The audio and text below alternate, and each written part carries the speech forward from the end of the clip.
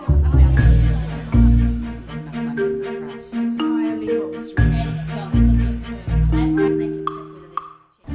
Auckland's Mount Roskill, 6 schools have built a community that's transforming the way children learn by connecting them and their families to the digital world.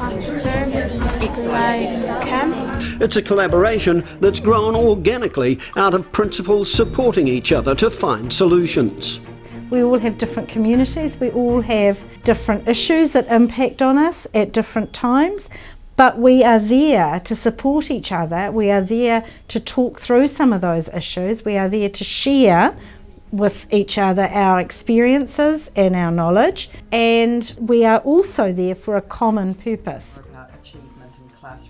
Initially, that purpose was around issues of curriculum design, but over the past year, the principals have strategised to make digital learning available to their students, thereby broadening the children's horizons.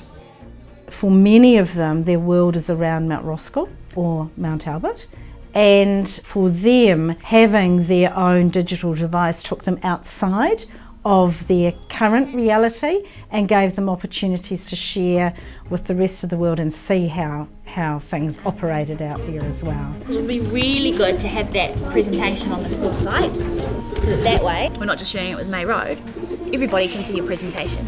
Collaboration wasn't only between principals.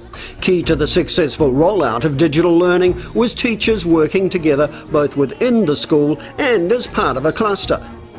It's a huge change in the way that you teach. So it's actually taking your traditional classroom and flipping it, and that's quite hard to sort of get your head around. So it's been fantastic having the other teachers to work with throughout the year to talk through, you know, what's working, what's not working. There's 2 teachers from every school, and we've been meeting together twice a term. Every time a comment is made on one of the kids' blogs or my blog, I get an email. We've visited each other's classrooms, and to me that's been one of the most powerful things, just spending half an hour in another teacher's classroom.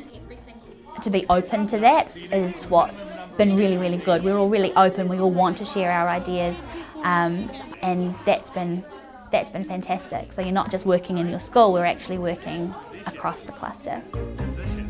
Rebecca says that the time she's spent visiting and talking to colleagues within the cluster has been the most valuable professional development she's experienced in 8 years of teaching.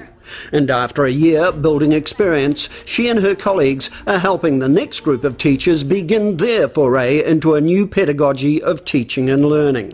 We feel that we're in a position to be able to share what we've learnt, and our profession is about sharing and collaborating. So we have had a PD day where the new teachers from all the schools came.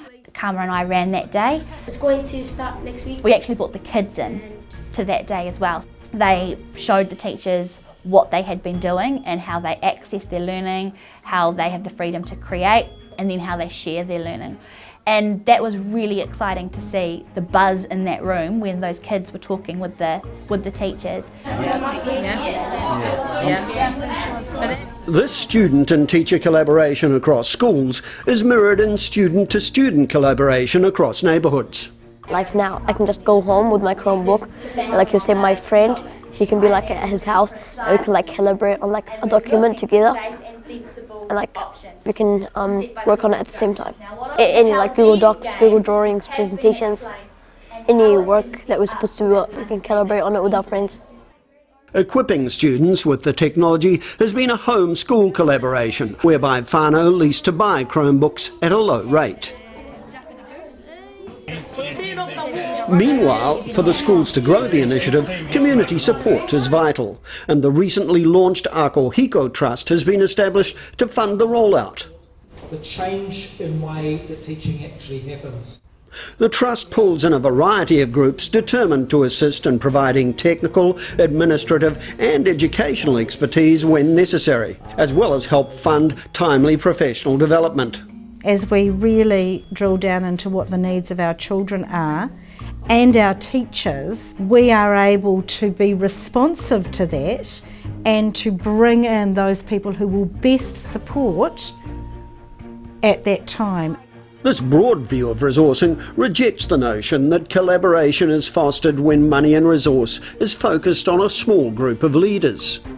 Ongoing success for the Ako Hiko group of schools will require a flexibility and a flatter distribution of resource. It's not about money going to the person. There's a time and a place for that. It's about money going in to meet the needs of the children in the school. And that looks different in different places. For me, in this school, for our children, for our community, and for our teachers, it would look like more staffing. And that's more about achievement and classroom pedagogy. No two schools in the Ako Hiko community are the same, and the operation of the grouping supports this difference. What began as a 6-school cluster has grown to 8 as intermediate schools seek to cater for transition and build upon the experience of students and teachers. The collaboration has resulted in learning and sharing at all levels, with children always at the centre. In a climate of support and trust, children, teachers and community are inspired through their collaboration, and leaders are motivated and striving forward. Here, the learning environment has moved to a new level.